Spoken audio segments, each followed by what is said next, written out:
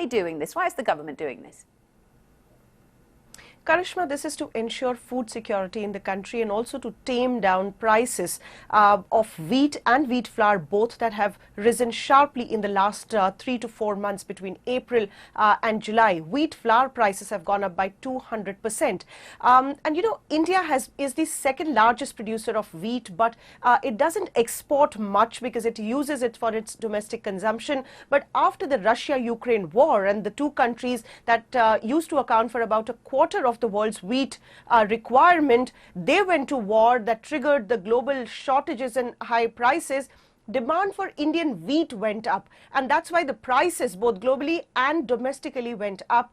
Remember, the government in India in the month of May had severely curtailed the export of wheat grains, for which it was also condemned by the world. But that post that, the demand for wheat flour from India went up, and that led to prices going up over 200% in the April to July period. In fact, wheat inflation is hovering in the range of 12% in the country. And for all of this, the government thinks that it is important to restrict. They've not banned, but restricted the exports of wheat flour.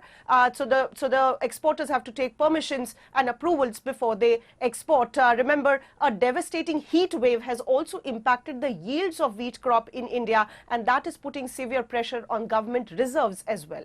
So, Archana, will these measures work as they're intended? Will they help to bring domestic prices down?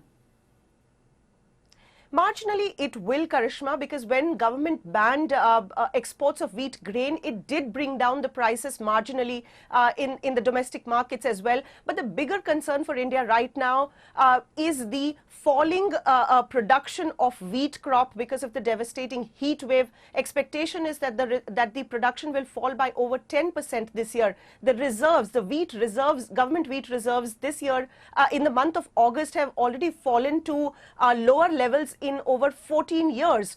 So that's a bigger concern. The inflation is much higher, and that's also falling on other grains as well. We've already seen increase in prices of rice, and that is pushing overall food inflation higher. So while it will help marginally, but overall food inflation is expected to remain high.